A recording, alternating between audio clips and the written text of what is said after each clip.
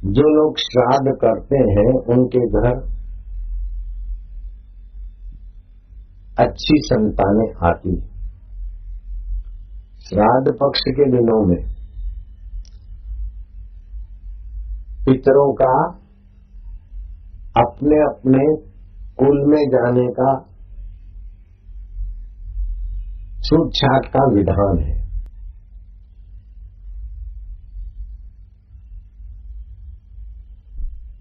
पंद्रह दिन श्राद्ध पक्ष में पितर विचरण करते हैं।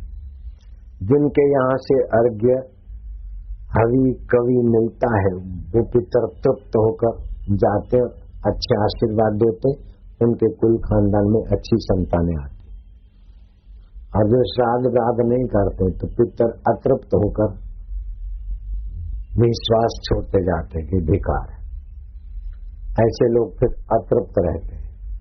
समझो श्राद्ध करने की क्षमता, शक्ति, रुपया, पैसा नहीं है तो 11-24 से 12-20 के बीच का श्राद्ध दिन का समय गाय को चारा काट के खिला दे, ला के खिला दे। चारा देने का भी पैसा नहीं है, ऐसी कोई समस्या है तो उस समय दोनों भुजाएं ऊंची कर ले, सूर्य नारायण का ध्यान करें। हमारे पिता को, दादा को, फलाने को आप तृप्त करें, मैं असमर्थ हूं, उन्हें आप सुख दें, आप समर्थ हैं। मेरे पास धन नहीं है, विधि नहीं है, दौलत नहीं है, सामग्री नहीं है, घर में कोई करने कराने वाला नहीं, लेकिन आपके लिए मेरा सद्भाव है, श्रद्धा है। आप मेरे सद्भाव और श्रद्धा से भी तृप्त हो सकते हैं, इससे भी आपको मंगलमय लाभ होगा। हमारे पूर्वज मरकर पितरलोक में गए तो उनके अनुरूप वहां उनको रस मिलेगा। देवलोक में है तो देव भोग उन्हें मिलेगा। मनो मेरा पिता घोड़ा बन गया है तो उसे उन दिनों में घोड़ा गाड़ी घसीटने का जो मजदूरी है वो बंद हो जाएगी। वो घोड़ा गाड़ी वाला उन्हें बेच देगा, आराम की जगह पे चले जाएंगे और उन्हें घास चारा मिले, ऐसे किसान के यहाँ मजे से। जिस जिस योनि में हमारे पूर्वज गए हैं उस योनि के अनुरूप उन्हें तृप्ति देने वाला भोग मिलेगा। केवल पितर तृप्त होते इस वहम में हम रहते थे, लेकिन शास्त्र ने हमारा वहम तोड़ दिया कि हम देवों को भी तर्पण करते हैं, देव भी तृप्त होते हैं, गंधर्व भी तृप्त होते हैं, यक्ष भी तृप्त होते हैं। तो देव तर्पण, ऋषि तर्पण, पितृ तर्पण आदि तो होता ही है, लेकिन श्रेष्ठ आत्माएं जो चले गए, जैसे भीष्म का भी तर्पण होता है, भीष्म जी के लिए, अथवा जिनकी संतान नहीं है उनके लिए भी तर्पण कराते हैं समझदार ब्राह्मण, और हम करते हैं। जिनकी अकाल मृत्यु हो गई है उनके लिए भी हम तर्पण करते हैं, उनके लिए सदगति के लिए भी हम करते हैं। तो हमारे हृदय में बड़ा उस दिन वो कर्म करते करते बड़ा चिन्मय सुख का एहसास होता है। बाहर का लाभ, धन, धान्य, यश तो बढ़ता ही है, लेकिन पितृ श्राद्ध करने से अंतर आत्मा की चिन्मय तृप्ति का एहसास भी होता है। बापूजी कहते हैं अपने सामर्थ्य के अनुसार श्राद्ध विधि करनी चाहिए, अगर न बन सके तो अन्य कई रास्ते हैं। अगर चांदी के पात्र में श्राद्ध की सामग्री देने की, खिलाने की अथवा चांदी का पात्र दान करने की शक्ति योग्यता नहीं है तो चांदी का दर्शन अथवा सुमरन करके भी उनका फिर लोहे के बर्तन में तो भोजन नहीं करना चाहिए, नहीं कराना चाहिए, बुद्धि मारी जाती है। और लोहे के बर्तन में भोजन धरो तो पितर वहां से पलायन हो जाते हैं। पूजा के समय गंध रहित, सुगंध रहित फूल भी न हो और अत्यंत सुगंध जैसे आजकल केमिकल की सुगंधित अगरबत्ती है, उससे पितरों को भगाने की विधि होती है। बेल का फल और जगह तो पवित्र माना जाता है, लेकिन श्राद्ध के समय बेल का फल वर्जित है, नहीं रखना।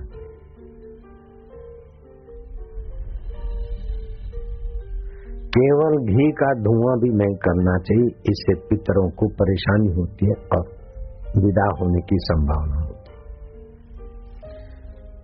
कुटुंब में 4 भाई है तो 4 ही श्राद्ध नहीं करे, 3 भाई उनको सहमति, एक बड़ा भाई ज्येष्ठ भाई करे, 2 हैं तो भी बड़ा करे। समझो पुत्र नहीं है तो पत्नी पति का अथवा दूसरा श्राद्ध कर्म का जिम्मेदारी पूरी कर सकती है। पत्नी चल बसी है तो जमाई राज इस कर्तव्य को निभा सकता है, अथवा तो बेटी का बेटा दोता उत्तम माना जाता है।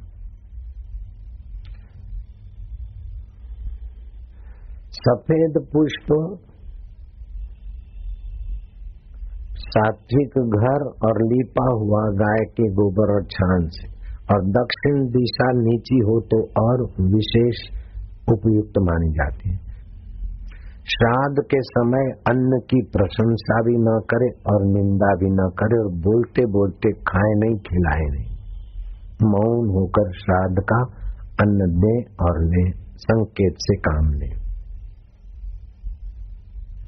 श्राद्ध के दिन मंजन पेस्ट आदि नहीं करना चाहिए, सुपारी नहीं चबानी चाहिए, मालिश नहीं करनी चाहिए, उपवास नहीं करना चाहिए और स्त्री भोग भी नहीं करना चाहिए। औषध व्रत उपवास में तो औषध ले सकते हैं, लेकिन श्राद्ध के दिन औषध न ले तो अच्छा है। दूसरे का अन्न नहीं खाना चाहिए श्राद्ध के दिन में। आप श्राद्ध करा रहे हैं पिता माता दादा दादी का, तो आप दूसरे किसी का अन्न स्वीकार नहीं करेंगे। और श्राद्ध कर्म में ये भी सावधानी लिखी गई है महाभारत में। श्राद्ध कर्म में आप जन्म दिवस हो तो उस दिन आप श्राद्ध नहीं करना किसी का भी, आपका जन्म दिवस पे। श्राद्ध जिसको खिलाते उस ब्राह्मण को एक दिन पहले न्योता दे देना चाहिए, ताकि आज सुबह आने वाला है तो कल रात को पति पत्नी के व्यवहार से वो संयमी रहे।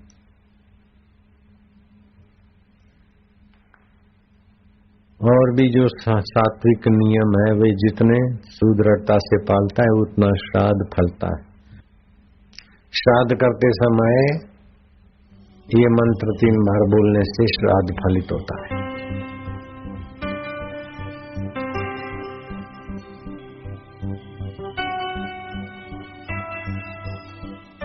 एकनाथ महाराज ने भी अद्भुत तरीके से श्राद्ध कर्म कर पूरी दुनिया को चकित कर दिया था।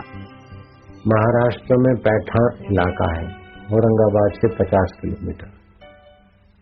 वहाँ एकनाथ महाराज ने श्राद्ध अपने पिता दादा का तिथि था करना था। उनकी पत्नी गिरजाबाई ने कढ़ी बना दी, चावल बना दिए, सीरा सेक के पानी डाल दिया, सीरा भी बन गया, पूरी भी तल गई। सुबह 8 बजे तो सारे व्यंजन की सुगंध बाहर खिड़कियों से, बरामदे से भिखमंगों को महसूस हुआ। बोले आज तो महाराज के यहाँ श्राद्ध है, आज तो घुट रहा है खूब माल। तो भिखारी ने कहा अपने तो वही 2-2 पूरी मिलेगी या तो चावल मिलेगी, अपने को थोड़ी खीर मिलेगी, वो तो ब्राह्मणों के लिए है, अपना तो भाग्य फूटा है। ये एकनाथ महाराज सुन गए। गिरजू पत्नी भागी आई, नाथ आज्ञा कीजिए, क्या भोजन बन गया है? बोले सब तैयार है। इतना जल्दी बन गया है, भिखारियों को सुगंध आ रही है, उनके मुंह में पानी आ गया।